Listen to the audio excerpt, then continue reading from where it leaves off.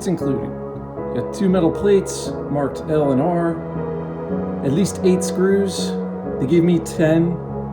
You're only going to need the 8. A couple of wing screws, screwdriver, appears to be made out of an Allen wrench, 2 metal braces marked L and R, 4 wooden legs, 2 seamed in the middle to accept the braces, and 2 seamed near the bottom to adjust the level, and 1 inedible desiccant.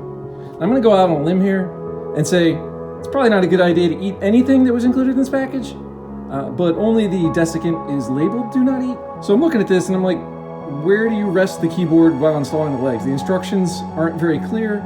So I'm looking at it, and the top has a bunch of knobs and wheels and the keys, and just, I don't know, it seems a bad idea to lay it on that surface. The bottom has to be accessible to install the legs.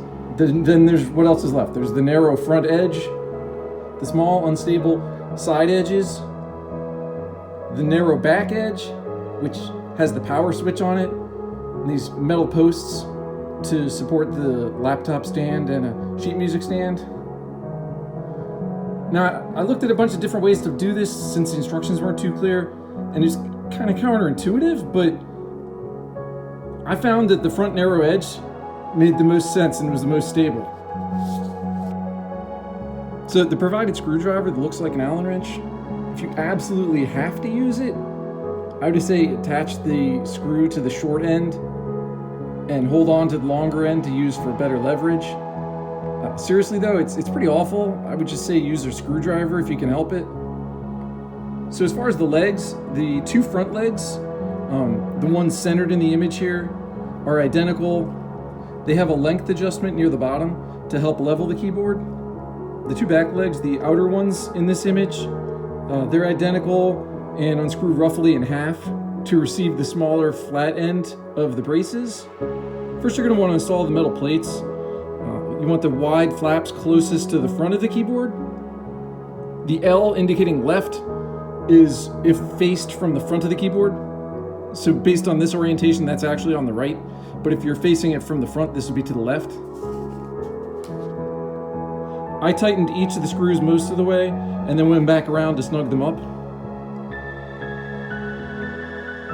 So the reinforcement bars have different ends. The shorter end attaches to the middle of the back leg. The longer end has a rubbery pad that goes directly against the keyboard, and it has an L or R corresponding to the L or R on the metal plate that attaches directly to the keyboard.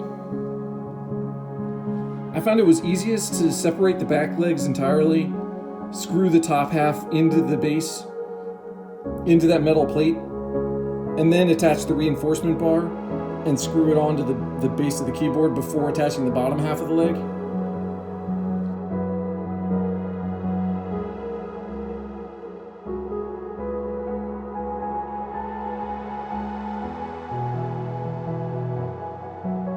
For adjusting the height of the front legs, I found it was easiest to screw the metal wheel snug to the short end and then turn them together, that metal wheel and the short stub together, until you have a height that works for you.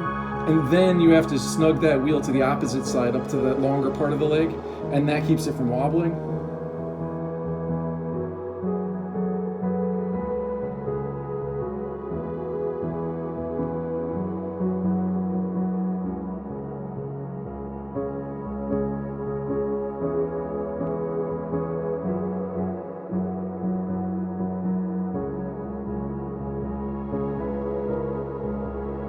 So then basically just repeat the same process for the other side, and then you're good to go.